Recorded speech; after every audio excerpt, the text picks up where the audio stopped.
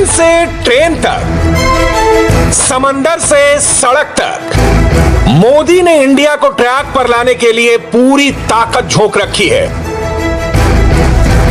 Singapore से cryogenic oxygen tankers की दूसरी खेप भारत पहुंच चुकी है। भारतीय वायुसेना का C-17 ग्लोबमास्टर दुबई से 6 खाली क्रायोजेनिक ऑक्सीजन कंटेनर्स को लेकर भारत पहुंच चुका है।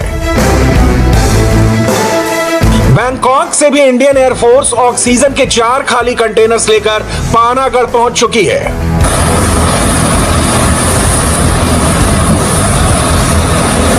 एक क्रायोजेनिक ऑक्सीजन कंटेनर को बड़ौदा से रांची एयरलिफ्ट किया गया है।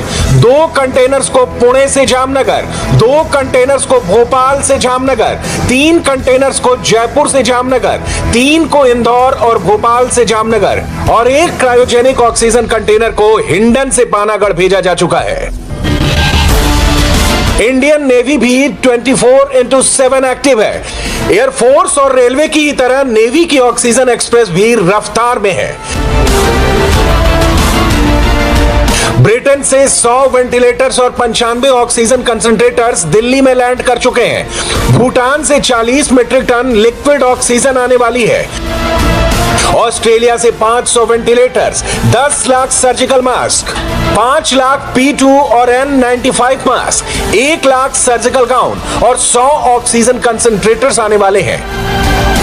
फ्रांस ने भारत की मदद के लिए सॉलिडेरिटी मिशन की शुरुआत कर दी है। इसके तहत फ्रांस समुद्र और हवा के रास्ते भारत को 8 मेडिकल ऑक्सीजन जनरेटर्स की सप्लाई करेगा।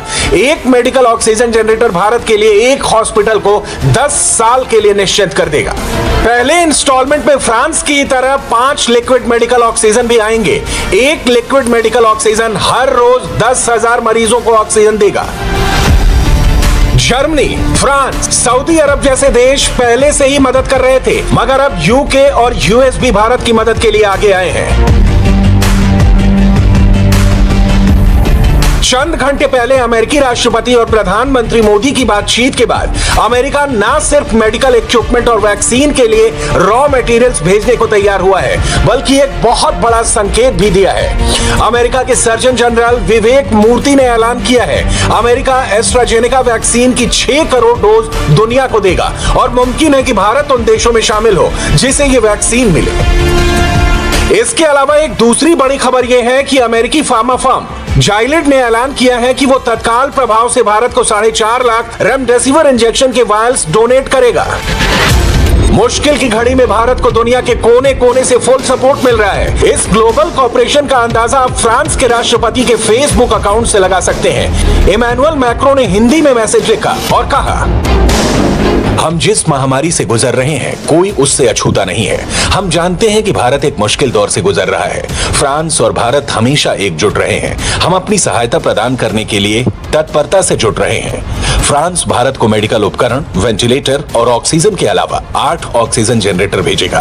प्रत्येक जनरेटर परिवेशी वायु से ऑक्सीजन का उत्पादन करके एक अस्पताल को 10 साल तक आत्मनिर्भर बना सकता है। हमारे मंत्रालयों के विभाग कड़ी मेहनत कर रहे हैं। हमारी फ्रांसीसी कंपनियां लामबंद हो चुकी हैं और वो पहले से अधिक संख्या में मौजूद हैं। एकजुटता हमारे राष्ट्र के केंद्र में है। ये हमारे देशों के बीच मित्रता के केंद्र में है। हम एक साथ मिलकर जीतेंगे। भारत को इस वक्त शॉर्ट टर्म और लॉन्ग टर्म स्ट्रेटेजी पर काम करने की जरूरत है। शॉर्ट टर्म स्ट्रेटेजी के तहत जहां से दुनिया में जो मिले वो उठा लो। याद कीजिए, शुरुआती दौर में अमेरिका ने भी यही किया था। भारत ने उस वक्त अमेरिका को हाइड्रोक्सीक्लोरोक्वीन की सप्लाई से मदद की थी। उस वक्त ट्रंप ने मोदी का शुक्रिया अदा किया था और आज बाइडेन के ट्वीट से भी यही बात क्लियर है। बाइडेन ने भारत की मदद की बात करते हुए लिखा, महामारी की शुरुआत में जब हमारे अस्पतालों पर भारी दबाव था, उस समय भारत ने अमेरिका के लिए जिस तरह सहायता की थी, उसी तरह भारत की जरूरत के समय मदद के लिए हम प्रतिबद्ध हैं। भारत को मिल रहा इंटरनेशनल रिपोर्ट की यह लिस्ट अभी बहुत लंबी है। Germany 23 mobile oxygen production plant भेज रहा है। इसके अलावा 120 वेंटिलेटर भी भेज रहा है। फ्रांस की फेज 1 की डिलीवरी इस हफ्ते हो जाएगी। अगले हफ्ते फ्रांस 5 लिक्विड ऑक्सीजन कंटेनर भेजेगा। आयरलैंड इस हफ्ते 700 ऑक्सीजन कंसंट्रेटर्स की सप्लाई करेगा।